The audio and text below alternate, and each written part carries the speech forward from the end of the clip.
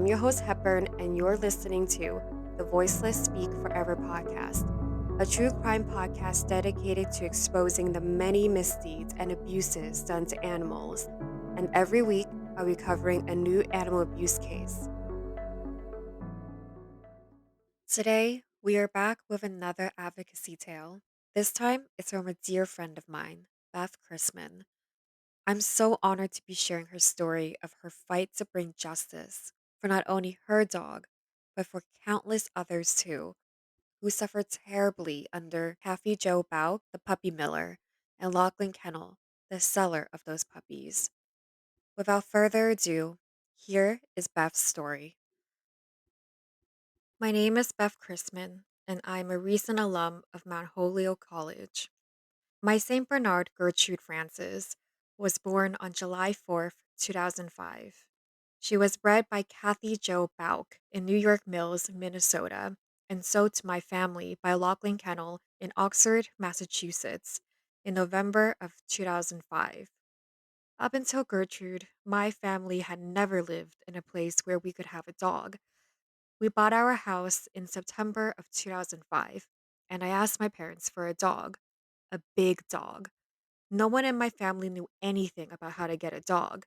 My stepfather looked in the paper and found what he thought was a kennel. He called and asked what kind of dogs they had. They told him they had a 3.5-month-old St. Bernard.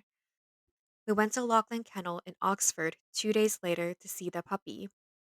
When we got there, I was surprised because I expected to see St. Bernard puppies. Instead, it looked like the downstairs of a house. We explained that we were here to see the St. Bernard puppies. One of the workers told me that they were downstairs and that she would bring the puppy up. I asked if I could go downstairs to see them, and she said no. That was against Laughlin Kennel's policies.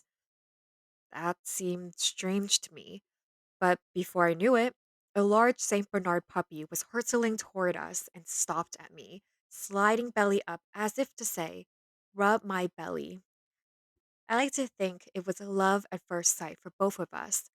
I waited my whole life for her, and from the moment I saw her, I knew her name would be Gertrude. She just looked like a Gertrude.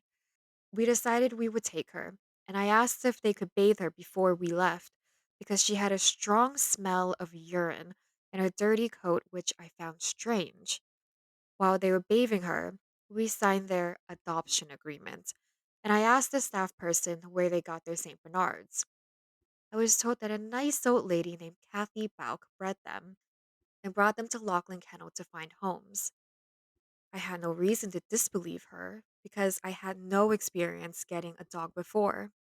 I thought this must be normal. When we brought Gertrude out of Laughlin Kennel onto the grass, she stopped and laid down. She would not walk on the grass. We attributed it to her being nervous. From Laughlin Kennel, we took her to our vet, whom we showed Laughlin's health records on Gertrude. We noticed she had tracheobronchitis 5 times, a hernia, and other illnesses. But the vet assured us that she did not have these diseases now and had a clean bill of health.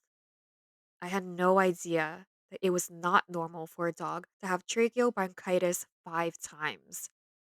Soon, I would learn that nothing about our experience getting a dog was normal and that we had been deceived.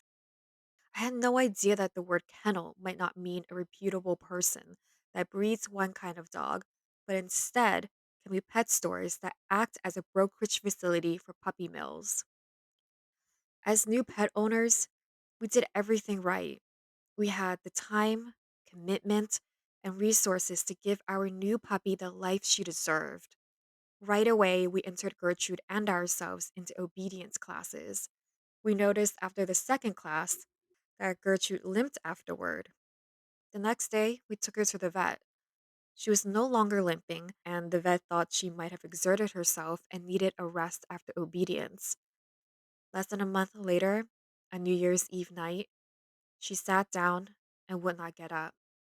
Terrified, I slept on the floor with her head in my lap the entire night until we could get her to an emergency vet visit in the morning. The vet thought she had hip dysplasia at that visit. and Gertrude was started on a non steroidal anti inflammatory drug. We took her to an orthopedist who took x rays and diagnosed her with stage 4 hip dysplasia and no angulation of the hocks. This diagnosis meant that Gertrude could not have a total hip replacement because the lack of angulation in the hocks meant that the hip replacement would not take and she would have hip dysplasia again. The vet explained that Gertrude's hip and hock problems were genetic in nature and due to poor breeding. Throughout Gertrude's life, she had a host of genetic problems: an overbite, an underbite, entropic eye disease, celiac disease, yeast infections of the ears and skin, and urinary infections due to her deformity hindquarters. These problems were genetic and were due to the inhumane breeding practices of a puppy mill and cost over $20,000 to treat in the course of her 9 years of life. When Gertrude was first diagnosed with hip dysplasia, I contacted Laughlin Kennel to let them know and pursue the $650 health refund in the contract, the cost of the dog. I figured we could at least put the money toward Gertrude's medicine, which cost over $100 a month. They refused but offered to take Gertrude back, which I refused. Because they would not honor their contract, I contacted Channel 22 News. The team investigated, and Laughlin Kennel sent me a refund within 2 weeks. I decided to research Gertrude's breeder, Kathy Jo Bauck, and her pick of the litter pets in New York Mills, Minnesota. What I found was shocking. She had over 1,000 dogs of all different kinds. I called Laughlin Kennel to ask about Kathy Bauck, but they maintained that she was a reputable breeder. I called the USDA branch in Minnesota to tell them about Gertrude's genetic abnormalities and her health problems and how Gertrude was bred by Kathy Bauck. They told me that her facility was up to standards and that Kathy Bauck could not have bred Gertrude because Kathy Bauck did not breed St. Bernards and they never seen one on their premises. I explained that Kathy Bauck was listed as the breeder on Gertrude's paperwork, and Gertrude could not be the first self born St. Bernard. But the agent was not helpful, and the case was closed. The whole situation was frustrating because I could not get anyone to acknowledge the injustice that happened to my dog and my family. Several years later, a news station out of Boston contacted me. They were doing a story on Kathy Bauck and must have found me through a complaint I lodged against her with the USDA. They came to my house and showed me terrible videos of Kathy Bauck's kennel. Over 1,000 dogs in small wire cages, unkempt, huddled together.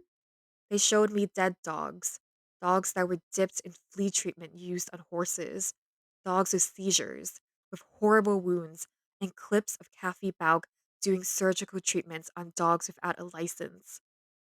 I shivered, thinking about my dog Gertrude's hernia treatment. The wire cages, they made me realize why Gertrude was afraid to walk on grass when we first got her. She had never been on grass. She had lived her life up until that point in a cage. They told me an animal protection group was infiltrated in Kathy Bauck's pick of the litter right now and was carrying out an investigation. They interviewed me on my feelings and the Gertrude's connection between Kathy Bauck and Laughlin Kennel. Of course, I was shocked and horrified. I was sick and angry. I knew that something was going on because of the state of Gertrude's health, but I could not have imagined the greed and depravity. I realized that people like Kathy Bauck and Laughlin Kennel are dependent on people like me, people who were ignorant, people who had never had a dog, did not know how to get a dog, or wanted to bring a dog home with them that day. Ultimately, I did not bring Kathy Bauck down. CAPS did. CAPS is an animal protection agency that went undercover to investigate her and provided their findings to the Ottertail County Sheriff in New York Mills, Minnesota. They were the ones who brought her up on charges that resulted in large fines, her dogs removed, and the permanent loss of her breeder and kennel license. I did not bring Laughlin Kennel down either. I was one of many voices, a combination of Laughlin Kennel employees who took videos of the kennel and animal rights protesters. The incident with Laughlin Kennel and Kathy Bauck has affected me. It has caused me to think deeply and reflect on what brought me to Laughlin Kennel in the first place, how dogs are bred, who breeds them, and who sells them. I think about how fortunate my family is that we had the means to provide Gertrude with veterinary care, medicines, water therapy, acupuncture, massage, monthly grooming, special food, and everything else she needed to live a long, happy life for a dog with her health problems. I also think about what it could have meant for both Gertrude and my family had we not had the ability to pay for those treatments. My experience with Gertrude also led me to adopt from our local shelter. I couldn't tell you all the ways Gertrude affected my life. Gertrude's love for me changed me. I saw the best version of myself in her eyes. I spent her time on earth dedicated to her and her care, to honor the love she had for me. Gertrude's favorite things were toenail polishings, peanut butter cookies, chickens, and her family. My favorite memory of Gertrude was her running with the fancy chickens. She was in the middle, and the hens were around her. She was walking with them. They would let her put her big nose into the tufts of feathers on their head. Gertrude passed away in 2014 at a little over 9 years old, a ripe old age for a St. Bernard, especially considering her vets didn't think she would live past 2. Although my efforts were not enough to bring down a puppy mill or broker, my voice added to others. When we see injustice, we must do something about it. Even if we are afraid, the reward is that with time, real change can happen. I want people to know that despite what happened, I was honored to have Gertrude in my life. She was a gift, and she continues to be. And that's the advocacy tale of Beth. Beth's interview will be posted on the VSF website. You can use your phone to view it, but it is better seeing it on the computer. Beth, thank you so much for sharing your story. I know you loved Gertrude and you gave her the best life. She was so lucky to have you. And with that, thank you guys for listening. As always, make sure you share the VSF podcast, rate and review the podcast on wherever you listen to it. Email me anything you want me to cover at VSF period official period podcast at gmail.com and follow VSF's Instagram page, the period VSF period official. Also, make sure you check out handmade crochet dog and cat toys on VSF's official website, thevoicelessspeakforever.com, and featured on its own IG page, VSF period official period shop. If you like one, you gotta get one. All the money goes back into growing VSF. Thank you guys so much for listening, and I'll talk to you guys next time. Toodles!